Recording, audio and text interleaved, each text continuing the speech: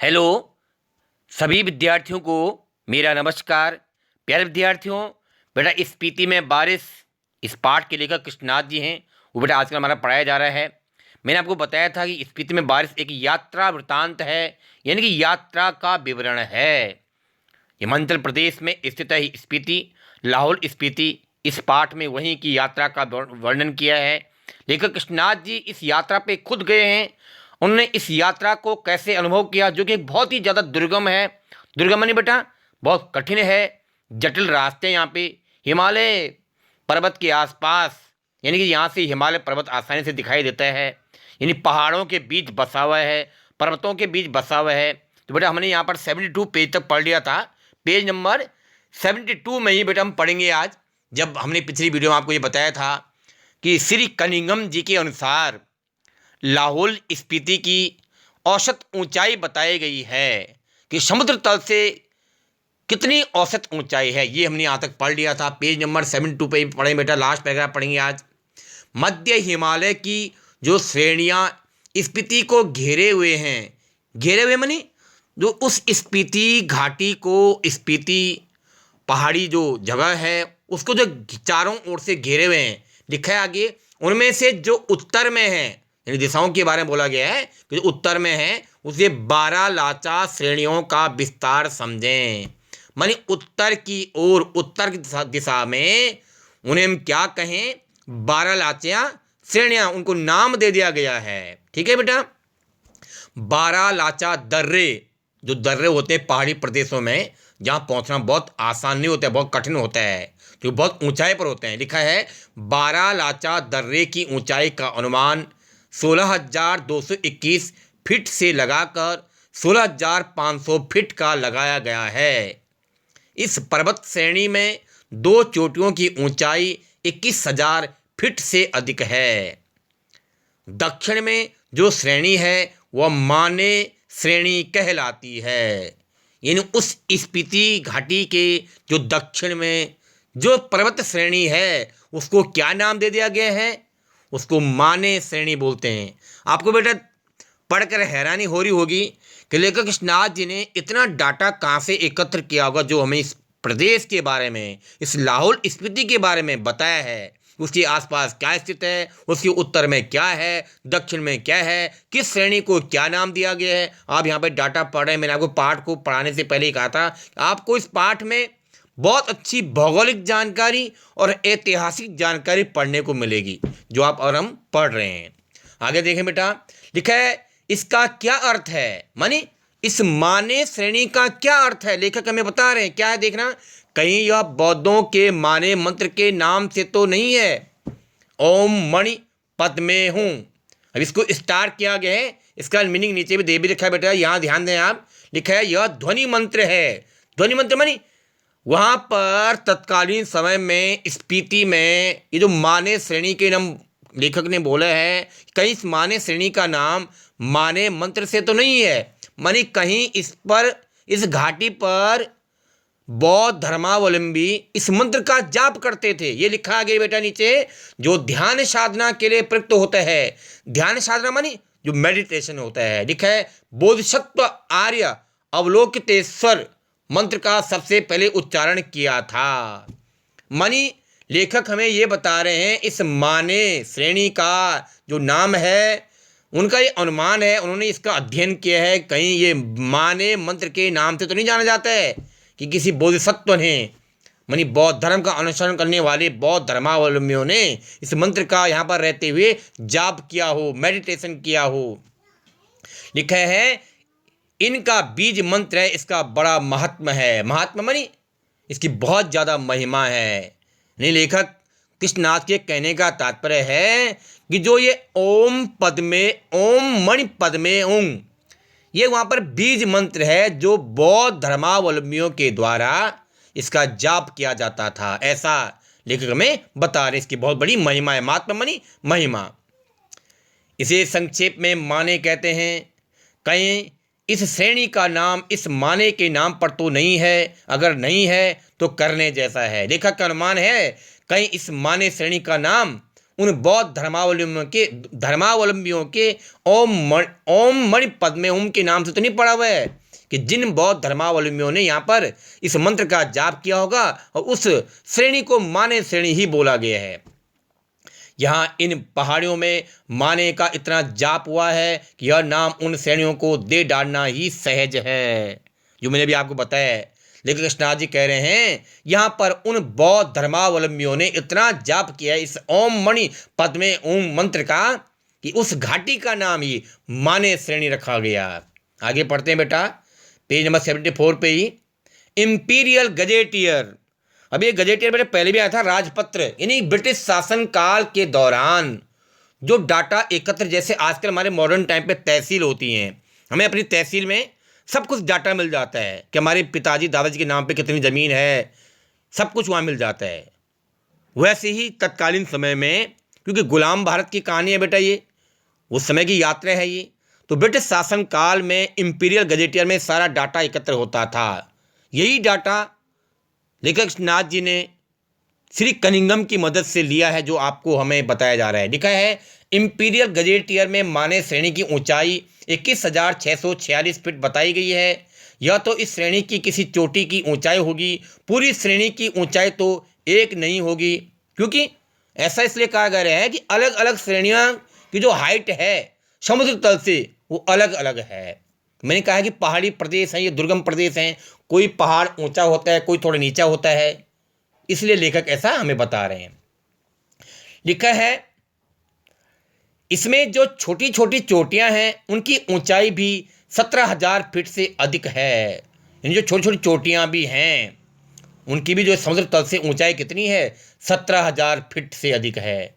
लिखा है कई गांव समुद्र की सतह से 13,000 फीट से ऊंचे बसे हैं, एक या दो 14,000 फीट की ऊंचाई पर हैं। यह मध्य हिमालय है, इसमें स्पीति स्थित है। सारा एरिया है यह मध्य हिमालय है, इसके बीच में क्या स्थित है, स्पीति स्थित है, जो कि बताया जा रहा है स्पीति में बारिश पाठ के बारे में। इसी का जिक्र यहाँ पर लेखक हमें बता रहे हैं। आगे पढ़ते हैं बेटा, इसके पार बाह्य हिमालय दिखता है, यानी इस स्पीति के सामने अगर देखा जाए तो बाहरी, बाह्य यानी बाहरी हिमालय है, यहाँ से हिमालय पर्वत दिखाई देता है, दिखता मन दिखाई देता है। इसकी एक चोटी 23,064 फीट ऊंची बताई जाती है, इसमें कई चोटियाँ 20,000 फीट से अधिक ऊंची हैं। यानी यहाँ से अगर अनुमान लगाएं तो कई चोटियाँ 20,000 फीट से अधिक ऊंची हैं, और एक चोटी का जो उन्होंने ऊंचाई बताई है वो 23,064 फीट ऊंची बताई है समुद्र तल से। आगे लेखक कह रहे हैं बेटा, मैं ऊंचाई के माप के चक्कर में नहीं हूँ। यानी जो लेखक ने मैं डाटा एकत्र करके बताया है वो फिर कह रहे हैं मैं हर पर्वत श्रेणी की ऊंचाई मापने के चक्कर में नहीं हूँ। तो क्या कह रहे हूँ, क्या है, तो क्या बता रहा हूँ आगे, न इनसे होड़ लगाने के पक्ष में, होड़ माने मुकाबला, मैं इन पर्वत श्रेणियों को मापने के चक्कर में और इनसे मुकाबला करने का पक्षधर नहीं हूँ। मेरा मकसद ये नहीं है, लेखक हमें बता रहे हैं। वह एक बार लोसर में जो कर लिया सो बस है। लोसर एक जगह का नाम है। उन्होंने कहा कि जो लोसर में मैंने कर लिया था, हो सकता है उन्होंने वहाँ बहुत ज़्यादा उनकी ऊंचाई नापी हो, ये ऐसा वो कह रहे हैं, इसलिए उन्होंने एक ही सेंटेंस में बात कही है, जो मैंने लोसर में कर लिया था, जगह का नाम है लोसर भी, वो पर्याप्त है। इन ऊंचाइयों से होड़ लगाना मृत्यु है। हाँ, कभी कभी उनका मान मर्दन करना मर्द और औरत की शान है। देखो लेखक स्वयं स्वीकार कर रहे हैं, यदि हर व्यक्ति ये सोचे कि मैं हर पर्वत श्रेणी की ऊंचाई नापता हूँ, मैं वहाँ तक जाता हूँ, तो ये मौत को बुलावा है। क्यों है, जितनी ऊंचाई पर आप जाएंगे ऑक्सीजन लेवल बेटा कम होता जाएगा, ऑक्सीजन की कमी होगी और आपका हार्ट अटैक के चांस भी हो सकते हैं। ऐसा लेखक हमें बता रहे हैं, ये होता भी है। जितनी ऊंचाई पर आप जाएंगे समुद्र तल से ऑक्सीजन की कमी महसूस होती है, इसलिए लेखक कह रहे हैं कि इनसे होड़ लगाना मृत्यु है, इनसे मुकाबला करना एक से मृत्यु को प्राप्त होना है। लेकिन फिर कह रहे हैं कभी कभी उनका मान मर्दन करना मर्द और औरत की शान है। हाँ, कुछ लोग वो हैं जैसे बहुत बड़े पर्यटक होते हैं जो वहाँ जाकर के तिरंगा लहराते हैं, तो ये बोले मर्द और औरत की शान भी है। मान मर्दन मानी उनका एक तरह से जो अहंकार है उनको समाप्त करना, उन चोटियों का, वहाँ पर अगर कोई पहुँच जाए तो एक तरह से उनका मान मर्दन हो गया, उनका कुचलना, उन चोटियों को एक तरह से अहंकारी प्रवृत्ति उनकी नष्ट करना। आगे कह रहे हैं, मैं सोचता हूँ कि देश और दुनिया के मैदानों से और पहाड़ों से युवक युवतियाँ आएँ और पहले तो स्वयं अपने अहंकार को गलाएं, फिर इन चोटियों के अहंकार को चूर करें। लेखक का अनुमान है, अंदाज है कि मैं सोचता हूँ कि देश और दुनिया से, मैदानों से, पहाड़ों से युवक युवता आएँ, पहले स्वयं के अहंकार को चूर करें। जो ये सोचते हैं कि मैं ये कर लूँगा, मैं वो कर लूँगा, वो यहाँ आएँ और इन चोटियों को पार करें और यहाँ का इन चोटियों का अहंकार भी समाप्त करें। उस आनंद का अनुभव करें जो साहस और कुवत बोलते सामर्थ्य, शक्ति से यौवन में ही प्राप्त होता है। माने लेखक एक तरह से जिज्ञासु प्रवृत्ति के उन लोगों को कह रहे हैं जो अपने साहस और शक्ति से अपनी जवानी में ही वो प्राप्त कर सकते हैं, इन चोटियों पर आएँ और यहाँ का मान वर्धन करें, अपने आनंद का अनुभव यहाँ खुलकर महसूस करें, यानी इन चोटों की फतेह करके आनंद का अनुभव भी करें। अहंकार का ही मामला नहीं है, ये माने की चोटियाँ बूढ़े लामाओं के जाप से उदास हो गई हैं।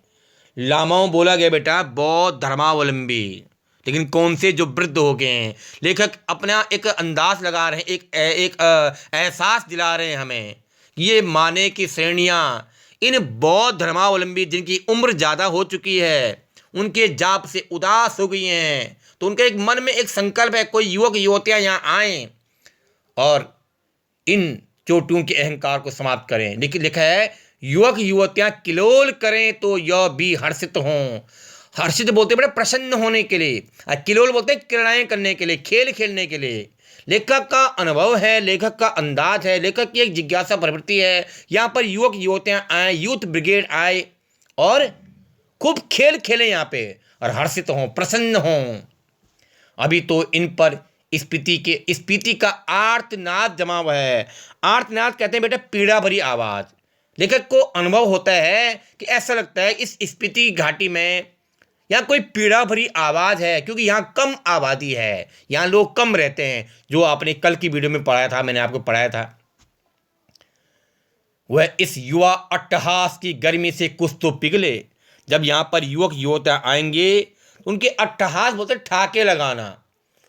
लेखक का अनुमान है कि ये माने श्रेणियाँ बूढ़े लामाओं के जाप से उदास हो गई हैं। यहाँ पर युवक युवतियाँ आएँ, कुछ खेल खेलें, और जो यहाँ पर पीड़ा भरी आवाज़ है उन बौद्ध धर्मावलंबियों की, बूढ़े लामाओं की, वो कुछ समाप्त हो जाए और युवक युवतियाँ यहाँ पर खेल खेलें, कुछ ठाके लगाएं, मनोरंजन करें, एंटरटेनमेंट करें, तो यहाँ पर कुछ नया देखने को मिलेगा।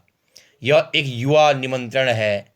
लेखक कृष्णा जी कह रहे हैं, मैं ये युवक युवतियों को यानी यूथ ब्रिगेड को एक निमंत्रण देना चाह रहा हूँ कि इन स्पीति की घाटी में, इन माने श्रेणियों में ये युवक युवतियाँ आएँ और खूब खेल खेलें, पर्यटक के रूप में आएँ और इन चोटियों की फतेह करें। ये मेरा युवक युवतियों को निमंत्रण है। यानी एक तरह से लेखक युवक युवतियों को, यूथ ब्रिगेड को यहाँ पर आमंत्रण दे रहे हैं, निमंत्रण दे रहे हैं कि इन पर्वत श्रेणियों को लांघना भी वो अपना कर्तव्य समझें। तो बेटा इससे आगे बेटा हम नेक्स्ट वीडियो में पढ़ाएंगे। यहाँ तक अगर आपको कोई समस्या हो, आप हमें प्रश्न पूछें। लेकिन मैं एक बार फिर दोहरा रहा हूँ कि जैसे आपको हम प्रत्येक गद्यांश पढ़ा रहे हैं, समझा रहे हैं, आपको भी अपनी किताब की सहायता से ये पूरा पाठ पढ़ना है। यानी जहाँ तक हमने पढ़ा चुके हैं वो प्रत्येक गद्यांश पढ़ना है। और कोई भी समस्या हो, किसी शब्द के अर्थ को समझने में, किसी पैराग्राफ के अर्थ को समझने में, आप हमें प्रश्न अवश्य पूछें। धन्यवाद।